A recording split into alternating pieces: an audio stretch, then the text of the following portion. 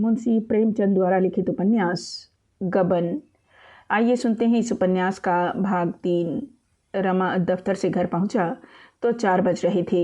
वह दफ्तर ही में था कि आसमान पर बादल घिर आए। पानी आया ही चाहता था, पर रमा को घर पहुंचने की इतनी बेचैनी हो रही थी कि उससे रुका न गया। हाथे के बाहर भी न निकलने पाया था कि जोर की वर्षा होने लगी। आषाढ़ का पहला पानी था। एक ही क्षण में वह लथपथ हो गया। फिर भी वह कहीं रुका नहीं। नौकरी मिल जाने का शुभ समाचार सुनाने का आनंद इस दोंगड़े की क्या परवाह कर सकता था। वेतन तो केवल 30 ही रुपये थे, पर जगह आमदनी की थी। उसने मन ही मन हिसाब लगा लिया था कि कितना मासिक बचत हो जाने से वह जालपा के लिए चंद्रहार बनवा सकेगा। अगर 50-60 रुपये महीने भी बच जाएं तो 5 साल में जालपा गहनों से लद जाएगी। कौन सा आभूषण कितने का होगा, इसका भी उसने अनुमान कर लिया। घर पहुंचकर उसने कपड़े भी न उतारे, लथपथ जालपा के कमरे में पहुंच गया। जालपा उसे देखते ही बोली, यह भीख कहाँ गए? रात कहाँ गायब थे? रमानाथ, इसी नौकरी की फिक्र में पड़ा हुआ हूँ। इस वक्त दफ्तर से चला आता हूँ। म्यूनसिपैलिटी के दफ्तर में मुझे एक जगह मिल गई। जालपा ने उछलकर पूछा, सच? कितने की जगह है? रमा को ठीक ठीक बतलाने में संकोच हुआ। 30 की नौकरी बताना अपमान की बात थी। स्त्री की नज़रों में तुच्छ बनना कौन चाहता है। बोला, अभी तो 40 मिलेंगे, पर जल्द तरक्की होगी। जगह आमदनी की है। जालपा ने उसके लिए किसी बड़े पद की कल्पना कर रखी थी। बोली, 40 में क्या होगा भला? 60 सभार तो होते ही। रमानाथ, मिल तो सकती थी 100 रुपये की भी, पर यहाँ रौब है और आराम है। 50-60 रुपये ऊपर से मिल जाएंगे। जालपा, तो तुम घूस लोगे? गरीबों का गला काटोगे? रमा ने हंसकर कहा, नहीं प्रिय, वह जगह ऐसी नहीं कि गरीबों का गला काटना पड़े। बड़े बड़े महाजनों से रकमें मिलेगी और वह खुशी से गले लगाएंगे। मैं जिसे चाहूँ दिन भर दफ्तर में खड़ा रखूँ। महाजनों का एक एक मिनट एक एक असरफी के बराबर है। जल्द से जल्द अपना काम कराने के लिए वे खुशामद भी करेंगे, पैसे भी देंगे। जालपा संतुष्ट हो गई, बोली, हाँ तब ठीक है। गरीबों का काम यूँ ही कर देना। रमानाथ, वह तो करूँगा ही। जालपा, अभी अम्मा जी से तो नहीं कहा, जाकर कह आओ। मुझे तो सबसे बड़ी खुशी यही है कि अब मालूम होगा कि यहाँ मेरा भी कोई अधिकार है। रमानाथ, हाँ जाता हूँ, मगर उनसे तो मैं 20 ही बतलाऊँगा। जालपा ने उल्लसित होकर कहा, हाँ जी, बल्कि 15 ही कहना। ऊपर की आमदनी की तो चर्चा ही करना व्यर्थ है। भीतर का हिसाब वे ले सकते हैं। मैं सबसे पहले चंद्रहार बनवाऊंगी। इतने में डाकिये ने पुकारा। रमा ने दरवाजे पर जाकर देखा तो उसके नाम का एक पार्सल आया था। महाशय दीनदयाल ने भेजा था। लेकर खुश खुश घर में आए और जालपा के हाथों में रखकर बोले, तुम्हारे घर से आया है, देखो इसमें क्या है। रमा ने चटपट कैंची निकाली और पार्सल खोल डाला। उसमें देवदार की एक डिबिया निकली। उसमें एक चंद्रहार रखा हुआ था। रमा ने उसे निकाल कर देखा और हंसकर बोला, ईश्वर ने तुम्हारी सुन ली। चीज़ तो बहुत अच्छी मालूम होती है। जालपा ने कुंठित स्वर में कहा, अम्मा जी को यह क्या सूझी?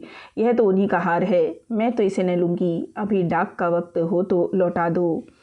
रमा ने विस्मित होकर कहा, लौटाने की क्या ज़रूरत है? वह नाराज़ न होंगी? जालपा ने नाक सिकोड़ कर कहा, मेरी बला से रानी रूठेगी, अपना सुहाग लेगी। मैं उनकी दया के बिना भी जीती रह सकती हूँ। आज इतने दिनों के बाद उन्हें मुझ पर दया आई है। उस वक्त दया न आई थी जब मैं उनके घर से विदा हुई थी। उनके गहने उन्हें मुबारक हो। मैं किसी का एहसान नहीं लेना चाहती। अभी उनके ओढ़ने पहनने के दिन हैं। मैं क्यों बाधक बनूं? तुम कुशल से रहोगे तो मुझे बहुत गहने मिल जाएंगे। मैं अम्मा जी को यह दिखाना चाहती हूँ कि जालपा तुम्हारे गहनों की भूखी नहीं है। रमा ने संतोष देते हुए कहा, मेरी समझ में तो तुम्हें हार रख लेना चाहिए। सोचो उन्हें कितना दुख होगा। विदाई के समय यदि न दिया तो अच्छा ही किया, नहीं तो और गहनों के साथ वह भी चला जाता। जालपा, मैं इसे नहीं लूँगी, यह निश्चय है। रमानाथ, आखिर क्यों? जालपा, मेरी इच्छा। रमानाथ, इस इच्छा का कोई कारण भी तो होगा। जालपा रुधे हुए स्वर में बोली, कारण यही है कि अम्मा जी इसे खुशी से नहीं दे रही हैं। बहुत संभव है कि इसे भेजते समय वह रोई भी हों, और इसमें तो कोई संदेह ही नहीं कि इसे वापस पाकर उन्हें सच्चा आनंद होगा। देने वाले का हृदय देखना चाहिए। प्रेम से यदि वह मुझे एक छल्ला भी दे दे तो मैं दोनों हाथों से ले लूँ। जब दिल पर जब्र करके दुनिया की लाज से या किसी के धिक्कारने से दिया तो क्या दिया। दान भिखारियों को दिया जाता है। मैं किसी का दान न लूँगी, चाहे वह माता ही क्यों न हो। माता के प्रति जालपा का यह द्वेष देखकर रमा और कुछ न कह सका। द्वेष तर्क और प्रमाण नहीं सुनता।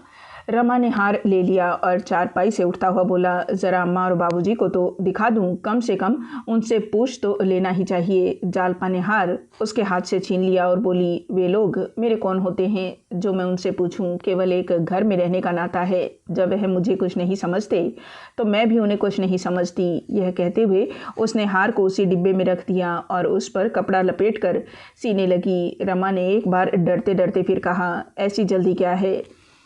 10-5 दिन में लौटा देना, उन लोगों की भी खातिर हो जाएगी। इस पर जालपा ने कठोर नज़रों से देखकर कहा, जब तक मैं इसे लौटाने दूंगी मेरे दिल को चैन न आएगा, मेरे हृदय में कांटा सा खटकता रहेगा। अभी पार्सल तैयार हुआ जाता है, हाल ही लौटा दो। एक क्षण में पार्सल तैयार हो गया और रमा उसे लिए हुए चिंतित भाव से नीचे चला।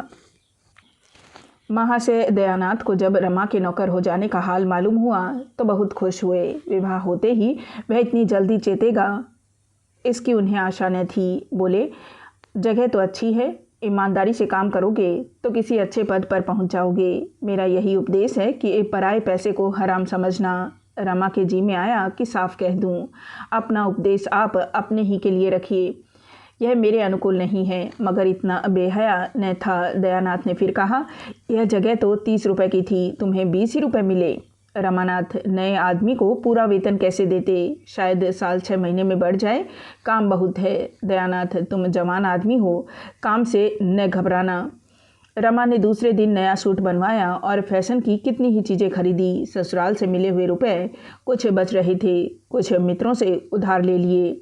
वह साहबी ठाठ बनाकर सारे दफ्तर पर रोब जमाना चाहता था। कोई उसे वेतन तो पूछेगा नहीं।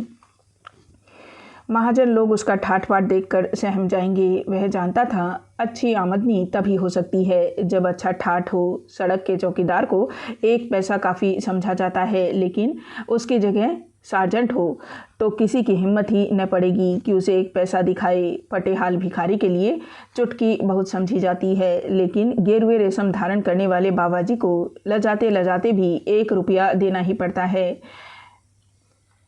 भेष और भीख में सनातन से मित्रता है। तीसरे दिन रमा कोट पैंट पहनकर और हैट लगाकर निकला तो उसकी शान ही कुछ और हो गई। चपरासियों ने झुककर सलाम किए। रमेश बाबू से मिलकर जब वह अपने काम का चार्ज लेने आया तो देखा एक बरामदे में फटी हुई मैली दरी पर एक मियाँ साहब संदूक पर रजिस्टर फैलाए बैठे हैं और व्यापारी लोग उन्हें चारों तरफ से घेरे खड़े हैं। सामने गाड़ियों, ठेलों और इक्कों का बाजार लगा हुआ है। सभी अपने अपने काम की जल्दी मचा रहे हैं। कहीं लोगों में गाली गलौज हो रही है, कहीं चपरासियों में हंसी दिल लगी। सारा काम बड़े ही अव्यवस्थित रूप से हो रहा है। उस फटी हुई दरी पर बैठना रमा को अपमानजनक जान पड़ा। वह सीधे रमेश बाबू से जाकर बोला, क्या मुझे भी इस मैली दरी पर बिठाना चाहते हैं? एक अच्छी सी मेज और कई कुर्सियां भिजवाइए और चपरासियों को हुक्म दीजिए कि एक आदमी से ज़्यादा मेरे सामने न आने पाए। रमेश बाबू ने मुस्कुराकर मेज और कुर्सियां भिजवा दी। रमा शान से कुर्सी पर बैठा। बूढ़े मुंशी जी उसकी उच्च श्रृंखलता पर दिल में हंस रहे थे। समझ गए अभी नया जोश है, नई सनक है। चार्ज दे दिया। चार्ज में था ही क्या, केवल आज की आमदनी का हिसाब समझा देना था। किस जिन्स पर किस हिसाब से चुंगी ली जाती है, इसकी छपी हुई तालिका मौजूद थी। रमा आधा घंटे में अपना काम समझ गया। बूढ़े मुंशी जी ने यद्यपि बहुत ही मेहनत से यह पद पर काम किया था, उन्होंने तुरंत ही वह जगह छोड़ दी, पर इस वक्त जाते हुए उन्हें दुख हो रहा था। इसी जगह वह 30 साल से बराबर बैठते चले आते थे। इसी जगह की बदौलत उन्होंने धन और यश दोनों ही कमाया था। उसे छोड़ते हुए क्यों न दुख होता। चार्ज देकर जब वह विदा होने लगे तो रमा उनके साथ जीने के नीचे तक गया। खां साहब उसकी इस नम्रता से प्रसन्न हो गए। मुस्कुराकर बोले, हर एक बिल्टी पर एक आना बंधा हुआ है। खुली हुई बात है, लोग सोक्ष देते हैं। आप अमीर आदमी हैं, मगर रस्म न बिगाड़िएगा। एक बार कोई रस्म टूट जाती है तो उसका बंधना मुश्किल हो जाता है। इस एक आने में आधा चपरासियों का हक है। जो बड़े बाबू पहले थे वह 25 रुपये महीना लेते थे, मगर यह कुछ नहीं लेते। रमा ने अरुचि प्रकट करते हुए कहा, गंदा काम है, मैं सगाई से काम करना चाहता हूँ।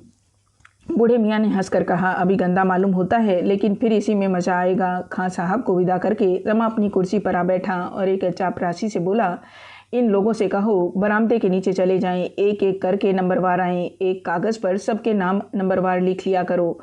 एक बढ़िया जो 2 घंटे से खड़ा था खुश होकर बोला, हाँ सरकार, यह बहुत अच्छा होगा। रमानाथ जो पहले आवे उसका काम पहले होना चाहिए, बाकी लोग अपना नंबर आने तक बाहर रहें। यह नहीं कि सबसे पीछे वाले शोर मचाकर पहले आ जाएं और पहले वाले खड़े मुँह ताकते रहें। कई व्यापारियों ने कहा, हाँ बाबूजी, यह इंतजाम हो जाए तो बहुत अच्छा हो, बम्बड़ में बड़ी देर हो जाती है। इतना नियंत्रण रमा को रोब जमाने के लिए काफ़ी था। वणिक समाज में आज ही उसके रंग ढंग की आलोचना और प्रशंसा होने लगी। किसी बड़े कॉलेज के प्रोफेसर को इतनी ख्याति उम्र भर में न मिलती। 2-4 दिन के अनुभव से ही रमा को सारे दावघात मालूम हो गए। ऐसी ऐसी बातें सूझ गई जो खां साहब को ख्वाब में भी न सूझी थी। माल की तौल, गिनती और परख में इतनी धांधली थी जिसकी कोई हद नहीं।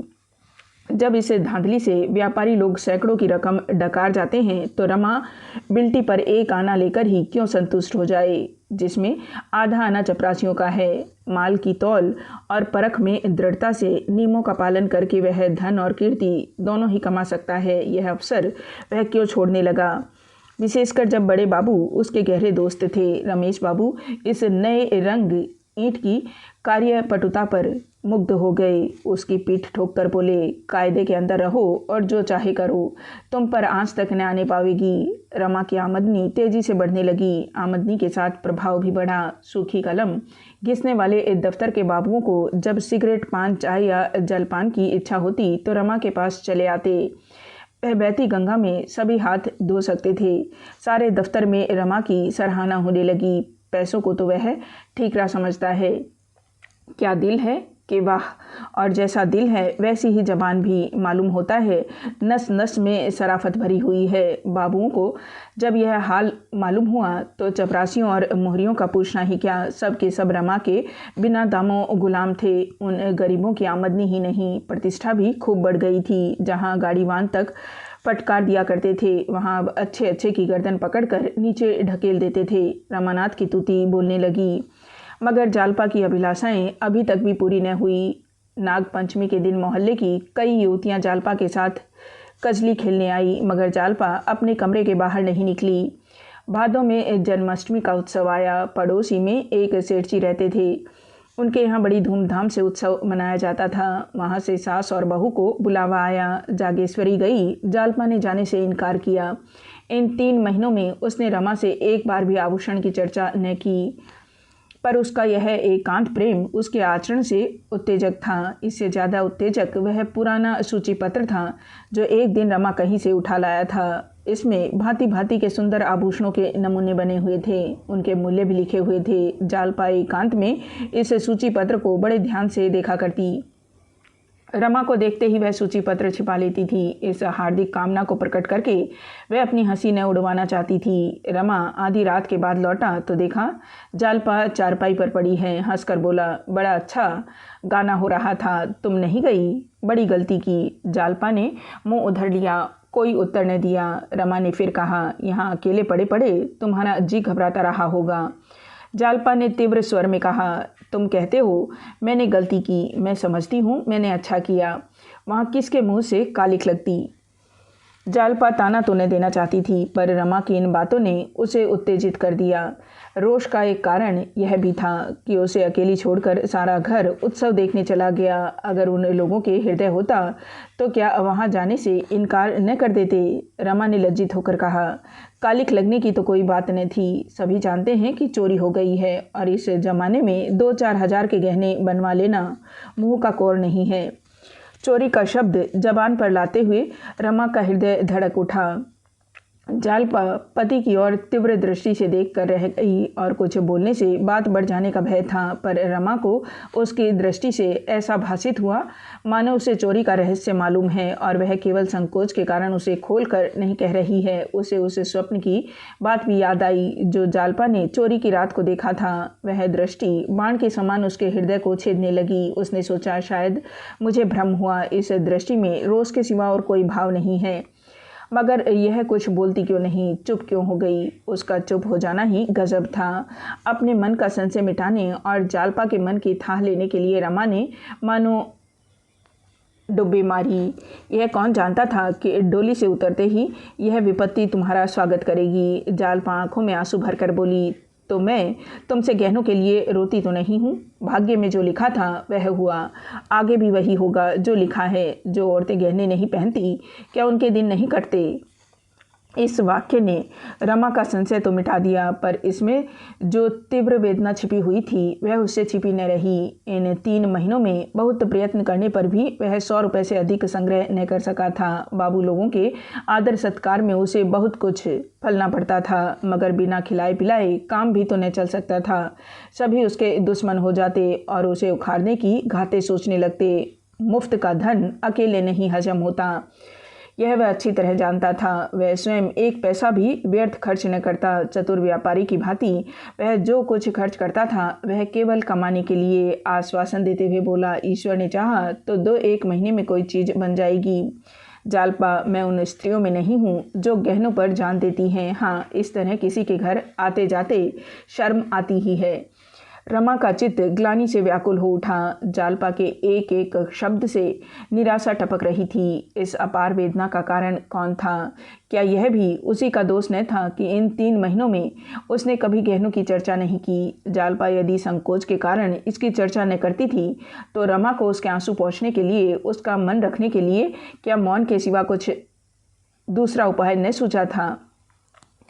मोहल्ले में रोज ही एक न एक उत्सव होता रहता है। रोज ही पास पड़ोस की औरतें मिलने आती हैं। बुलावे भी रोज आते ही रहते हैं। बेचारी जालपा कब तक इस प्रकार आत्मा का दमन करती रहेगी, अंदर ही अंदर कूदती रहेगी। हंसने बोलने को किसका जी नहीं चाहता?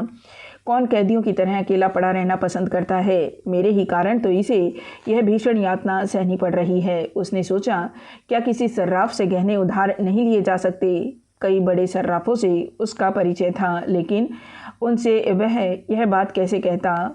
कहीं वे इनकार कर देते तो, या संभव है बहाना करके टाल दे। उसने निश्चय किया कि अभी उधार लेना ठीक न होगा। कहीं वादे पर रुपए न दे सका तो व्यर्थ में थुक्का फजीहत होगी, लज्जित होना पड़ेगा। अभी कुछ दिन और धैर्य से काम लेना चाहिए। सहसा उसके मन में आया, इस विषय में जालपा की राय लूँ, देखूँ वह क्या कहती है। अगर उसकी इच्छा हो तो सिर्फ सर्राफ से वादे पर चीज़ें ले ली जाए। मैं इस अपमान और संकोच को सह लूँगा। जालपा को संतुष्ट करने के लिए कि उसके गहनों की उसे कितनी फिक्र है, बोला, तुमसे एक सलाह करना चाहता हूँ, पूछूँ या न पूछूँ? जालपा को नींद आ रही थी। आंखें बंद किए हुए बोली, अब सोने दो भाई, सवेरे उठना है।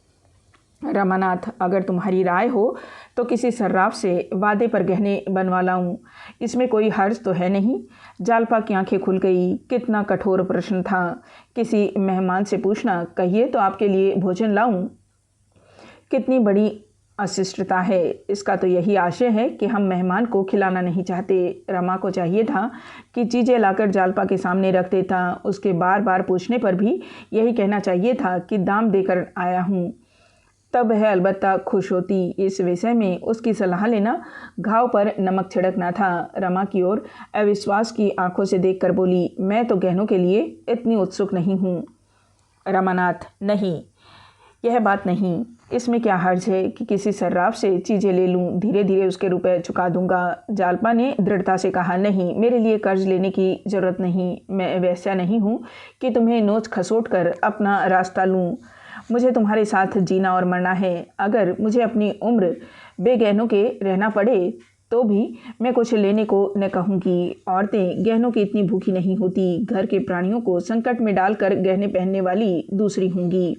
लेकिन तुमने तो पहले कहा था कि जगह बड़ी आमदनी की है। मुझे तो कोई विशेष बचत दिखाई नहीं देती। रमानाथ, बचत तो ज़रूर होती है और अच्छी होती, लेकिन जब अहलकारों के मारे बचने भी पाए, सब शैतान सिर पर सवार रहते हैं। मुझे पहले न मालूम था कि यहाँ इतने प्रेतों की पूजा करनी होगी। जालपा, तो अभी कौन सी जल्दी है, बनते रहेंगे धीरे धीरे। रमानाथ, खैर तुम्हारी सलाह है तो एक आधा महीने और चुप रहता हूँ। मैं सबसे पहले कंगन बनवाऊँगा। जालपा ने गदगद होकर कहा। तुम्हारे पास अभी इतने रुपए कहाँ होंगे? रमानाथ, इसका उपाय तो मेरे पास है। तुम्हें कैसा कंगन पसंद है? जालपा अब अपने कृत्रिम संयम को न निभा सकी। अलमारी में से आभूषणों का सूची पत्र निकालकर रमा को दिखाने लगी। इस समय वह इतनी तत्पर थी मानो सोना लाकर रखा हुआ है, सोनार बैठा हुआ है, केवल डिज़ाइन ही पसंद करना बाकी है। उसने सूची के 2 डिज़ाइन पसंद किए। दोनों वास्तव में बहुत ही सुंदर थे, पर रमा उनका मूल्य देखकर सन्नाटे में आ गया। एक 1,000 का था, दूसरा 800 का। रमानाथ, ऐसी चीज़ें तो शायद यहाँ बन भी न सके, मगर कल मैं ज़रा सर्राफ की सैर करूँगा। जालपा ने पुस्तक बंद करते हुए करुण स्वर में कहा। इतने रुपए न जाने तुम्हारे पास कब तक होंगे? बनेंगे बनेंगे, नहीं कौन कोई गहनों के बिना मरा जाता है। रमा को आज इसी उधेड़ बुन में बड़ी रात तक नींद न आई। ये जड़ाऊ कंगन इन गोरी गोरी कलाइयों पर कितने खिलेंगे, यह मोह स्वप्न देखते देखते उसे न जाने कब नींद आ गई। दूसरे दिन सवेरे ही रमा ने रमेश बाबू के घर का रास्ता लिया। उनके यहाँ भी जन्माष्टमी में झांकी होती थी। उन्हें स्वयं तो इससे कोई अनुराग न था, पर उनकी स्त्री उत्सव मनाती थी। उसी की यादगार में अब तक यह उत्सव मनाते आए थे। रमा को देखकर बोले, आओ जी, रात क्यों नहीं आए? मगर यहाँ गरीबों के घर क्यों आते? सेठ जी की झांकी कैसे छोड़ देते? खूब बाहर रही होगी। रमानाथ, आपकी सी सजावट तो न थी, हाँ, और सालों से अच्छी थी। कई कत्थक और वेश्याएं भी आई थी। मैं तो चला आया था, मगर सुना रात भर गाना होता रहा। रमेश सेठ जी ने तो वचन दिया था कि वेश्याएं न आने पावेंगी, फिर यह क्या किया? इन मूर्खों के हाथों हिंदू धर्म का सर्वनाश हो जाएगा। एक तो वेश्याओं का नाम यूं ही बुरा, उस पर ठाकुर द्वारे में छी छी, न जाने इन गधों को कब अक्ल आएगी। रमानाथ, वेश्याएं न हों तो झांकी देखने जाए ही कौन? सभी तो आपकी तरह योगी और तपस्वी नहीं हैं। रमेश, मेरा वश चले तो मैं कानून से यह दुराचार बंद कर दूं। खैर, फुर्सत हो तो आओ, एक आधा बाजी हो जाए। रमानाथ, और आया किस लिए हूँ, मगर आज आपको मेरे साथ जरा सर्राफ तक चलना पड़ेगा। यूँ कई बड़ी बड़ी कोठियों से मेरा परिचय है, मगर आपके रहने से कुछ और ही बात होगी। रमेश, चलने को चला चलूँगा, मगर इस विषय में मैं बिल्कुल कोरा हूँ। न कोई चीज़ बनवाई न खरीदी। तुम्हें क्या कुछ लेना है? रमानाथ, लेना देना क्या है, ज़रा भाव-ताव देखूँगा। रमेश, मालूम होता है घर में फटकार पड़ी है। रमानाथ, जी बिल्कुल नहीं, वह तो जेवरों का नाम तक नहीं लेती। मैं कभी पूछता भी हूँ तो मना करती है, लेकिन अपना कर्तव्य भी तो कुछ है। जब से गहने चोरी चले गए एक चीज़ भी नहीं बनी। रमेश, मालूम होता है कमाने का ढंग आ गया। क्यों न हो, कायस्थ के बच्चे हो, कितने रुपए जोड़ लिए। रमानाथ, रुपए किसके पास हैं, वादे पर लूँगा। रमेश, इस खपट में न पड़ो। जब तक रुपए हाथ में न हो बाजार की तरफ जाओ ही मत। गहनों से तो बूढ़े कई बीवियों का दिल खुश किया करते हैं। उन बेचारों के पास गहनों के सिवा होता ही क्या है। जवानों के लिए और बहुत से लटके हैं। यूँ मैं चाहूँ तो 2-4 हज़ार का माल दिलवा सकता हूँ, मगर भाई कर्ज की लत बुरी है। रमानाथ, मैं 2-3 महीनों में सब रुपए चुका दूंगा। अगर मुझे इसका विश्वास न होता तो मैं जिक्र ही न करता। रमेश, तो 2-3 महीने और सब्र क्यों नहीं कर जाते? कर्ज से बड़ा पाप दूसरा नहीं, न इससे बड़ी विपत्ति दूसरी है। जहाँ एक बार धड़का खुला कि तुम आए दिन सर्राफ की दुकान पर खड़े नजर आओगे। बुरा न मानना, मैं जानता हूँ तुम्हारी आमदनी अच्छी है, पर भविष्य के भरोसे पर, और चाहे जो काम करो, लेकिन कर्ज कभी मत लो। गहनों का मर्ज न जाने इस दरिद्र देश में कैसे फैल गया। जिन लोगों के भोजन का ठिकाना नहीं, वे भी गहनों के पीछे प्राण देते हैं। हर साल अरबों रुपए केवल सोना चांदी खरीदने में व्यय हो जाते हैं। संसार के और किसी देश में इन धातुओं की इतनी खपत नहीं, तो बात क्या है? उन्नत देशों में धन व्यापार में लगता है, जिससे लोगों की परवरिश होती है और धन बढ़ता है। यहाँ धन श्रृंगार में खर्च होता है, उसमें उन्नति और उपकार की जो दो महान शक्तियाँ हैं, उन दोनों ही का अंत हो जाता है। बस यही समझ लो कि जिस देश के लोग जितने ही मूर्ख होंगे, वहाँ जेवरों का प्रचार भी उतना ही अधिक होगा। यहाँ तो खैर नाक कान छिदाकर ही रह सकते हैं, मगर कई ऐसे देश भी हैं जहाँ होठ छेद कर लोग गहने पहनते हैं। रमा ने कौतूहल से कहा, याद नहीं आता, पर शायद अफ्रीका हो। हमें यह सुनकर अचंभा होता है, लेकिन अन्य देश वालों के लिए नाक कान का छिदना कुछ कम अचंभे की बात न होगी। बुरा मर्ज है, बहुत ही बुरा। वह धन जो भोजन में खर्च होना चाहिए, बाल बच्चों का पेट काट कर गहनों की भेंट कर दिया जाता है। बच्चों को दूध न मिलने न सही घी की गंध तक उनकी नाक में न पहुँचे, न सही मेवों और फलों के दर्शन उन्हें न हो, कोई परवाह नहीं। पर देवी जी गहने ज़रूर पहनेंगी और स्वामी जी गहने ज़रूर बनवाएंगे। 10-10, 20-20 रुपए पाने वाले क्लर्कों को देखता हूँ जो सड़ी हुई कोठरियों में पशुओं की भांति जीवन काटते हैं, जिन्हें सवेरे का जलपान तक मैसर नहीं होता। उन पर भी गहनों की सनक सवार रहती है। इस प्रथा से हमारा सर्वनाश होता जा रहा है। मैं तो कहता हूँ यह गुलामी पराधीनता से कहीं बढ़कर है। इसके कारण हमारा कितना आत्मिक, नैतिक, दैहिक, आर्थिक और धार्मिक पतन हो रहा है, इसका अनुमान ब्रह्मा भी नहीं कर सकते। रमानाथ, मैं तो समझता हूँ ऐसा कोई भी देश नहीं जहाँ स्त्रियाँ गहने न पहनती हो। क्या यूरोप में गहनों का रिवाज नहीं है? रमेश, तो तुम्हारा देश यूरोप तो नहीं है।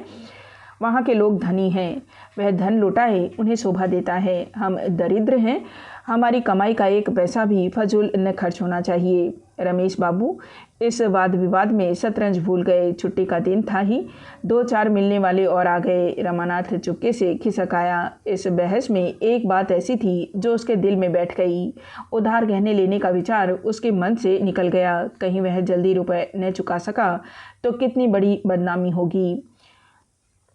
सर्राफ तक गया अवश्य, पर किसी दुकान में जाने का साहस न हुआ। उसने निश्चय किया, अभी 3-4 महीने तक गहनों का नाम न लूँगा। वह घर पहुँचा तो 9 बज गए थे। दयानाथ ने उसे देखा तो पूछा, आज सवेरे सवेरे कहाँ चले गए थे? रमानाथ, ज़रा बड़े बाबू से मिलने गया था। दयानाथ, घंटे आध घंटे के लिए पुस्तकालय क्यों नहीं चले जाया करते? गपशप में दिन गंवा देते हो। अभी तुम्हारी पढ़ने लिखने की उम्र है, इम्तहान न सही अपनी योग्यता तो बढ़ा सकते हो। एक सीधा सा खत लिखना पड़ जाता है तो भगले झाँकने लगते हो। असली शिक्षा स्कूल छोड़ने के बाद शुरू होती है और वही हमारे जीवन में काम भी आती है। मैंने तुम्हारे विषय में कुछ ऐसी बातें सुनी हैं जिनसे मुझे बहुत खेद हुआ है और तुम्हें समझा देना मैं अपना धर्म समझता हूँ। मैं यह हरगिज़ नहीं चाहता कि मेरे घर में हराम की एक कौड़ी भी आए। मुझे नौकरी करते 30 साल हो गए। चाहता तो अब तक हज़ारों रुपए जमा कर लेता, लेकिन मैं कसम खाता हूँ कि कभी एक पैसा भी हराम का नहीं लिया। तुमने यह आदत कहाँ से पाली है, यह मेरी समझ में नहीं आता। रमा ने बनावटी क्रोध दिखाकर कहा, किसने आपसे कहा है? ज़रा उसका नाम तो बताइए, मुझे उखाड़ लो उसकी। दयानाथ, किसी ने भी कहा हो, इससे तुम्हें कोई मतलब नहीं। तुम उसकी मूछें उखाड़ लोगे, इसलिए बताऊंगा नहीं। लेकिन बात सच है या झूठ, मैं इतना ही पूछना चाहता हूँ। रमानाथ, बिल्कुल झूठ। दयानाथ, बिल्कुल झूठ। रमानाथ, जी हाँ, बिल्कुल झूठ। दयानाथ, तुम दस्तूरी नहीं लेते।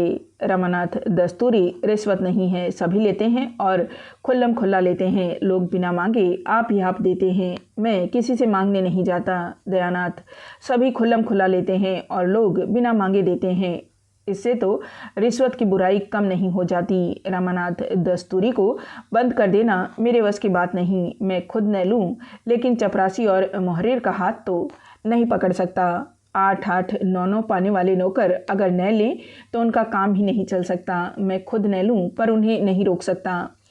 दयानाथ ने उदासीन भाव से कहा, मैंने समझा दिया, मानने का अख्तियार तुम्हें है। यह कहते हुए दयानाथ दफ्तर चले गए। रमा के मन में आया, साफ कह दे, आपने निष्प्रह बनकर क्या कर लिया जो मुझे दोष दे रहे हैं? हमेशा पैसे पैसे को मोहताज रहे, लड़कों को पढ़ा तक न सके, जूते कपड़े तक न पहना सके। यह डींग मारना तब शोभा देता जबकि नीयत भी साफ होती और जीवन भी सुख से कटता। रमा घर में गया तो माता ने पूछा, आज कहाँ चले गए बेटा? तुम्हारे बाबूजी इसी पर बिगड़ रहे थे। रमानाथ इस पर तो नहीं बिगड़ रहे थे, हाँ उपदेश दे रहे थे कि दस्तूरी मत लिया करो, इससे आत्मा दुर्बल होती है और बदनामी होती है। जागेश्वरी, तुमने कहा नहीं आपने बड़ी ईमानदारी की तो कौन से झंडे गाड़ दिए, सारी जिंदगी पेट पालते रहे। रमानाथ कहना तो चाहता था पर चिढ़ जाते। जैसे आप कौड़ी कौड़ी को मोहताज रहे वैसे मुझे भी बनाना चाहते हैं।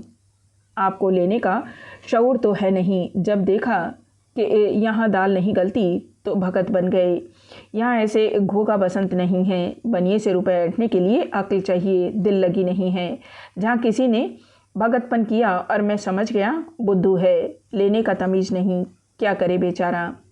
किसी तरह आंसू तो पहुँचे। जागेश्वरी, बस बस यही बात है बेटा, जिसे लेना आवेगा वह ज़रूर लेगा। इन्हें तो बस घर में कानून बघाड़ना आता है और किसी के सामने बात तो मुंह से निकलती नहीं। रुपए निकाल लेना तो मुश्किल है। रमा दफ्तर जाते समय ऊपर कपड़े पहनने गया तो जालपा ने उसे 3 लिफाफे डाक में छोड़ने के लिए दिए। इस वक्त उसने तीनों लिफाफे जेब में डाल लिए, लेकिन रास्ते में उन्हें खोलकर चिट्ठियां पढ़ने लगा। चिट्ठियां क्या थी? विपत्ति और वेदना का करुण विलाप था जो उसने अपनी तीनों सहेलियों को सुनाया था। तीनों का विषय एक ही था, केवल भावों का अंतर था। जिंदगी पहाड़ हो गई है, न रात को नींद आती है न दिन को आराम। पतिदेव को प्रसन्न करने के लिए कभी कभी हंस बोल लेती हूँ पर दिल हमेशा रोया करता है। न किसी के घर जाती हूँ न किसी को मुंह दिखाती हूँ। ऐसा जान पड़ता है कि यह सुख मेरी जान ही लेकर छोड़ेगा। मुझसे वादे तो रोज़ किए जाते हैं, रुपए जमा हो रहे हैं, सुनार ठीक किया जा रहा है, डिज़ाइन तय किया जा रहा है, पर यह सब धोखा है और कुछ नहीं। रमा ने तीनों चिट्ठियां जेब में रख लीं। डाक खाना सामने से निकल गया पर उसने उन्हें छोड़ा नहीं। यह अभी तक यही समझता है कि मैं इसे धोखा दे रहा हूँ। क्या करूँ, कैसे विश्वास दिलाऊं? अगर अपना बस होता तो इसी वक्त आभूषणों के टोकरे भर भर कर जालपा के सामने रख देता। उसे किसी बड़े सर्राफ की दुकान पर ले जाकर कहता, तुम्हें जो जो चीज़ें लेनी हो ले लो। कितनी अपार वेदना है। जिसने विश्वास का भी अपहरण कर लिया है उसको आज इस चोट का सच्चा अनुभव हुआ जो उसने झूठी मर्यादा की रक्षा में उसे पहुंचाई थी। अगर वह जानता उस अभिनय का यह फल होगा तो कदाचित अपनी डिंगों का पर्दा खोल देता। क्या ऐसी दशा में भी जब जालपा इस शोक ताप से फूकी जा रही थी, रमा को कर्ज लेने में संकोच करने की जगह थी। उसका हृदय कातर हो उठा। उसने पहली बार सच्चे हृदय से ईश्वर से याचना की, भगवान मुझे चाहे दंड देना पर मेरी जालपा को मुझसे मत छीनना। इससे पहले मेरे प्राण हर लेना। उसके रोम रोम से आत्मध्वनि सी निकलने लगी, ईश्वर ईश्वर मेरी दीन दशा पर दया करो। लेकिन इसके साथ ही उसे जालपा पर क्रोध भी आ रहा था। जालपा ने क्यों मुझसे यह बात नहीं कही, मुझसे क्यों पर्दा रखा और मुझसे पर्दा रखकर अपनी सहेलियों से यह दुखड़ा रोया। बरामदे में माल तोला जा रहा था। मेज पर रुपए पैसे रखे जा रहे थे और रमा चिंता में डूबा बैठा हुआ था। किससे सलाह ले? उसने विवाह ही क्यों किया? सारा दोष उसका अपना था। जब वह घर की दशा जानता था तो क्यों उसने विवाह करने से इनकार नहीं कर दिया? आज उसका मन काम में नहीं लगता था। समय से पहले ही उठकर चला आया। जालपा ने उसे देखते ही पूछा, मेरी चिट्ठियाँ छोड़ तो नहीं दी? रमा ने बहाना किया, अरे इनकी तो याद ही नहीं रही, जेब में पड़ी रह गई। जालपा, यह बहुत अच्छा हुआ, लाओ मुझे दे दो, अब मैं भेजूंगी। रमानाथ, क्यों? कल भेज दूंगा। जालपा, नहीं अब मुझे भेजना ही नहीं है। कुछ ऐसी बातें लिख गई थी जो मुझे न लिखना चाहिए थी। अगर तुमने छोड़ दी होती तो मुझे दुख होता। मैंने तुम्हारी निंदा की थी। यह कहकर वह मुस्कुराई। रमानाथ, जो बुरा है, दगाबाज है, धूर्त है, उसकी निंदा होनी ही चाहिए। जालपा ने व्यग्र होकर पूछा, तुमने चिट्ठियाँ पढ़ ली क्या? रमा ने निसंकोच भाव से कहा, हाँ। यह कोई अक्षम्य अपराध है? जालपा कातर स्वर में बोली, तब तो तुम मुझसे बहुत नाराज होगे। आंसुओं के आवेग से जालपा की आवाज़ रुक गई। उसका सिर झुक गया और झुकी हुई आंखों से आंसुओं की बूंदें आंचल पर फिरने लगी। एक क्षण में उसने स्वर को संभाल कर कहा, मुझसे बड़ा भारी अपराध हुआ है, जो चाहे सजा दो पर मुझसे प्रसन्न मत हो। ईश्वर जानते हैं तुम्हारे जाने के बाद मुझे कितना दुख हुआ। मेरी कलम से न जाने कैसे ऐसी बातें निकल गई। जालपा जानती थी कि रमा को आभूषणों की चिंता मुझसे कम नहीं है, लेकिन मित्रों से अपनी व्यथा कहते समय हम बहुधा अपना दुख बढ़ा कर कहते हैं। जो बातें पर्दे की समझी जाती हैं उनकी चर्चा करने से एक तरह का अपनापन जाहिर होता है। हमारे मित्र समझते हैं हमसे ज़रा भी दुराव नहीं रखता और उन्हें हमसे सहानुभूति हो जाती है। अपनापन दिखाने की यह आदत औरतों में कुछ अधिक होती है। रमा जालपा के आंसू पोंछते हुए बोला, मैं तुमसे अप्रसन्न नहीं हूँ प्रिय। अप्रसन्न होने की तो कोई बात ही नहीं है। आशा का विलंब ही दुराशा है। क्या मैं इतना नहीं जानता? अगर तुमने मुझे मना न कर दिया होता तो अब तक मैंने किसी न किसी तरह 2-1 चीज़ें अवश्य ही बनवा दी होती। मुझसे भूल यही हुई कि तुमने सलाह दी। यह तो वैसा ही है जैसे मेहमान को पूछ पूछ कर भोजन दिया जाए। उस वक्त मुझे यह ध्यान न रहा कि संकोच में आदमी इच्छा होने पर भी नहीं करता है। ईश्वर ने चाहा तो तुम्हें बहुत दिनों तक इंतज़ार न करना पड़ेगा। जालपा ने संचित नज़रों से देखकर कहा, तो क्या उधार लाओगे? रमानाथ, हाँ, उधार लाने में कोई हर्ज नहीं है। जब सूद नहीं देना है तो जैसे नकद वैसे उधार। ऋण से दुनिया का काम चलता है। कौन ऋण नहीं लेता? हाथ में रुपए आ जाने से अल्ले तल्ले खर्च हो जाते हैं। कर्ज सिर पर सवार रहेगा तो उसकी चिंता हाथ रोके रहेगी। जालपा, मैं तुम्हें चिंता में नहीं डालना चाहती। अब मैं भूल कर भी गहनों का नाम न लूँगी। रमानाथ, नाम तो तुमने कभी नहीं लिया, लेकिन तुम्हारे नाम न लेने से मेरे कर्तव्य का अंत तो नहीं हो जाता। तुम कर्ज से व्यर्थ इतना डरती हो। रुपए जमा होने के इंतज़ार में बैठा रहूँगा तो शायद कभी न जमा होंगे। इसी तरह लेते देते साल में 3-4 चीज़ें बन जाएंगी। जालपा, मगर पहले कोई छोटी सी चीज़ लाना। रमानाथ, हाँ, ऐसा तो करूँगा ही। रमा बाजार चला तो खूब अंधेरा हो गया था। दिन रहते जाता तो संभव था मित्रों में से किसी की निगाह उस पर पड़ जाती। मुंशी दयानाथ ही देख लेते। वह इस मामले को गुप्त ही रखना चाहते थे। सर्राफे में गंगू की दुकान मशहूर थी। गंगू था तो ब्राह्मण, पर बड़ा ही व्यापार कुशल। उसकी दुकान पर नित्य ग्राहकों का मेला लगा रहता था।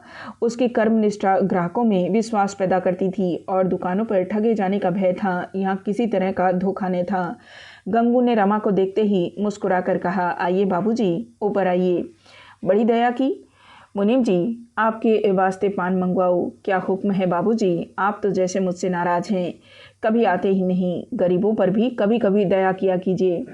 गंगू की शिष्टता ने रमा की हिम्मत खोल दी। अगर उसने इतने आग्रह से न बुलाया होता तो शायद रमा को दुकान पर जाने का साहस न होता।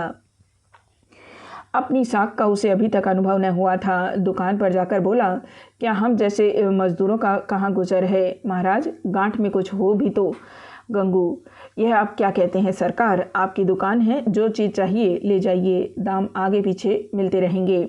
हम लोग आदमी पहचानते हैं बाबू साहब, ऐसी बात नहीं है। धन्य भाग की आप हमारी दुकान पर आए। दिखाऊं कोई जड़ाऊ चीज़, कोई कंगन, कोई हार? अभी हाल ही में दिल्ली से माल आया है। रमानाथ, कोई हल्के दामों का हार दिखाइए। गंगू, यही कोई 700-800 तक। रमानाथ, अजी नहीं, हद 400 तक। गंगू, मैं आपको दोनों दिखाई देता हूँ, जो पसंद आवे ले लीजिएगा। हमारे यहाँ किसी तरह का दफल गसल नहीं बाबू, आपकी दया से। इसकी चिंता न करें। 5 बरस का लड़का हो या 100 बरस का बूढ़ा, उसके साथ एक बात रखते हैं, मालिक को भी एक दिन मुँह दिखाना है बाबू। संदूक सामने आया। गंगू ने हार निकाल कर दिखाने शुरू किए। रमा की आंखें खुल गई। जी लोटपोट हो गया। क्या सगाई थी! नगीनों की कितनी सुंदर सजावट, कैसी आबताब! उनकी चमक दीपक को मात करती थी। रमा ने सोच रखा था कि 100 रुपये से ज़्यादा उधार न लूँगा, लेकिन 400 वाला हार आंखों में कुछ जचता न था और जेब में 300 रुपये थे। अगर वह हार ले आया और जालपा ने पसंद न किया तो फ़ायदा ही क्या? ऐसी चीज़ें ले जाऊं कि वह देखते ही भड़क उठे। यह जड़ाऊ हार उसकी गर्दन में कितनी शोभा देगा। वह हार एक सहस्त्रमणि रंजित नज़रों से उसके मन को खींचने लगा। वह अभिभूत होकर उसकी ओर ताक रहा था। वह मुँह से कुछ कहने का साहस न करता था। कहीं गंगू ने 300 रुपये उधार लगाने से इनकार कर दिया तो उसे कितना लज्जित होना पड़ेगा। गंगू ने उसके मन का संशय ताड़ कर कहा, आपके लायक तो बाबूजी यही चीज़ है। अंधेरे घर में रख दीजिए तो उजाला हो जाए। रमानाथ, पसंद तो मुझे भी यही है, लेकिन मेरे पास कुल 300 रुपये हैं, यह समझ लीजिए। शर्म से रमा के मुंह पर लाली छा गई। वह धड़कते हुए हृदय से गंगू का मुंह देखने लगा। गंगू ने निष्कपट भाव से कहा, बाबू साहब, रुपए का तो जिक्र ही न कीजिए। कहिए 10,000 का माल साथ भेज दूं। दुकान आपकी है, भला कोई बात है। हुक्म हो तो एक आधा चीज़ और दिखाऊं। एक से स्कूल अभी बनकर आया है, बस यही मालूम होता है कि गुलाब का फूल खिला हुआ है। देखकर जी खुश हो जाएगा। मुनीम जी, जरा वह सी फूल दिखाना तो। और दाम का भी कुछ ऐसा भारी नहीं, आपको 250 में दे दूंगा। रमा ने मुस्कुराकर कहा, महाराज, बहुत बातें बनाकर कहीं उल्टे छुरे से न मोड़ लेना। गहनों के मामले में बिल्कुल अनाड़ी हूँ। गंगू, ऐसा न कहो बाबूजी, आप चीज़ ले जाइए, बाजार में दिखा लीजिए। अगर कोई 250 से कौड़ी कम में दे दे तो मैं मुफ्त दे दूंगा। शीश फूल आया। सचमुच गुलाब का फूल था, जिस पर हीरे की कलियां ओस की बूंदों के समान चमक रही थी। रमा की टकटकी बंद गई, मानो कोई अलौकिक वस्तु सामने आ गई हो। गंगू, बाबूजी, 250 रुपये तो कारीगर की सगाई के इनाम हैं। यह एक चीज़ है। रमानाथ, हाँ है तो सुंदर, मगर भाई ऐसा न हो कि कल ही से दाम का तकाजा करने लगो। मैं खुद ही जहाँ तक हो सकेगा जल्दी दे दूंगा। गंगू ने दोनों चीज़ें 2 सुंदर मखमली केसों में रखकर रमा को दे दी। फिर मुनीम जी से नाम ठकवाया और पान खिलाकर विदा किया। रमा के मनोल्लास की समय सीमा न थी, किंतु यह विशुद्ध उल्लास न था। इसमें एक शंका का भी समावेश था। यह उस बालक का आनंद न था जिसने माता से पैसे मांगकर मिठाई ली हो, बल्कि उस बालक का जिसने पैसे चुरा कर ली हो। उसे मिठाइयाँ मीठी तो लगती हैं, पर दिल कांपता रहता है कि कहीं घर चलने पर मार न पड़ने लगे। 650 रुपये चुका देने की तो उसे विशेष चिंता न थी। घात लग जाए तो वह 6 महीने में चुका देगा। भय यही था कि बाबूजी सुनेंगे तो ज़रूर नाराज़ होंगे, लेकिन ज्यों-ज्यों आगे बढ़ता था, जालपा को इन आभूषणों से शोभित देखने की उत्कंठा इस शंका पर विजय पाती थी। घर पहुंचने की जल्दी में उसने सड़क छोड़ दी और एक गली में घुस गया। सघन अंधेरा छाया हुआ था। बादल तो उसी वक्त छाए हुए थे जब वह घर से चला था। गली में घुसा ही था कि पानी की बूंद सिर पर छर्रे की तरह पड़ी। जब तक छतरी खोले वह लथपथ हो चुका था। उसे शंका हुई इस अंधकार में कोई आकर दोनों चीज़ें छीन ले। पानी की झरझर में कोई आवाज़ भी न सुने। अंधेरी गलियों में खून तक हो जाते हैं। पछताने लगा, नाह किधर से आया। 2-4 मिनट देर ही में पहुंचता तो ऐसी कौन सी आफत आ जाती। असामयिक वृष्टि ने उसकी आनंद कल्पनाओं में बाधा डाल दी। किसी तरह गली का अंत हुआ और सड़क मिली। लालटेनें दिखाई दी। प्रकाश कितनी विश्वास उत्पन्न करने वाली शक्ति है। आज इसका उसे यथार्थ अनुभव हुआ। वह घर पहुंचा तो दयानाथ बैठे हुक्का पी रहे थे। वह उस कमरे में न गया। उसकी आंख बचाकर अंदर जाना चाहता था कि उन्होंने टोका, इस वक्त कहाँ गए थे। रमा ने उन्हें कुछ जवाब न दिया। कहीं वह अखबार सुनाने लगे तो घंटों की खबर लेंगे। सीधा अंदर जा पहुंचा। जालपा द्वार पर खड़ी उसकी राह देख रही थी। तुरंत उसके हाथ से छतरी ले ली और बोली, तुम तो बिल्कुल भीग गए, कहीं ठहर क्यों न गए। रमानाथ, पानी का क्या ठिकाना, रात भर बरसता रहे। यह कहता हुआ रमा ऊपर चला गया। उसने समझा था जालपा भी पीछे पीछे आती होगी, पर वह नीचे बैठी अपने देवरों से बातें कर रही थी। मानो उसे गहनों की याद ही नहीं है, जैसे वह बिल्कुल भूल गई है कि रमा सर्राफे से आया है। रमा ने कपड़े बदले और मन में झुंझलाता हुआ नीचे चला आया। उसी समय दयानाथ भोजन करने आ गए। सब लोग भोजन करने बैठ गए। जालपा ने जब्त तो किया था, पर इस उत्कंठा की दशा में आज उससे कुछ खाया न गया। जब वह ऊपर पहुंची तो रमा चारपाई पर लेटा हुआ था। उसे देखते ही कौतुक से बोला, आज सर्राफे का जाना तो व्यर्थ ही गया। हार कहीं तैयार ही न था, बनाने को कह आया हूँ। जालपा की उत्साह से चमकती हुई मुख छवि मलिन पड़ गई। बोली, वह तो पहले ही जानती थी, बनते बनते 5-6 महीने तो लग ही जाएंगे। रमानाथ, नहीं जी, बहुत जल्द बन जाएगा। कसम खा रहा था। जालपा, जब चाहे दे। उत्कंठा की चरम सीमा ही निराशा है। जालपा मुंह उधर कर लेटने जा रही थी कि रमा ने जोर से कहा, हमारा। जालपा चौंक पड़ी, समझ गई रमा ने शरारत की थी। मुस्कुराती हुई बोली, तुम भी बड़े नटखट हो, क्या लाई। रमानाथ, कैसा चकमा दिया। जालपा, यह तो मर्दों की आदत ही है, तुमने नई बात क्या की।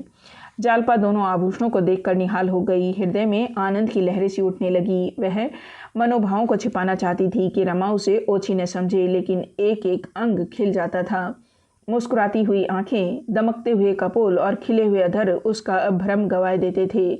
उसने हार गले में पहना, शीश फूल जूड़े में सजाया और हर्ष से उन्मत्त होकर बोली, तुम्हें आशीर्वाद देती हूँ, ईश्वर तुम्हारी सारी मनोकामनाएं पूरी करे।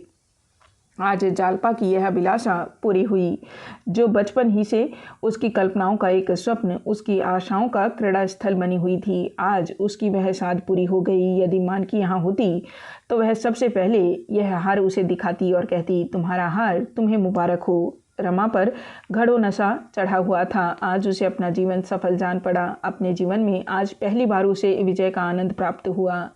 जालपा ने पूछा, जाकर अम्मा जी को दिखाऊं? रमा ने नम्रता से कहा, अम्मा को क्या दिखाने जाओगी? ऐसी कौन सी बड़ी चीज़ें हैं? जालपा, अब मैं तुमसे साल भर तक और किसी चीज़ के लिए न कहूँगी। इसके रुपए देकर ही मेरे दिल का बोझ हल्का होगा। रमा गर्व से बोला, रुपए की क्या चिंता है ही कितने? जालपा, ज़रा अम्मा जी को दिखाऊं, देखे क्या कहती है। रमानाथ, मगर यह न कहना उधार लाए हैं। जालपा इस तरह दौड़ी हुई नीचे गई मानो उसे वहाँ कोई निधि मिल जाएगी।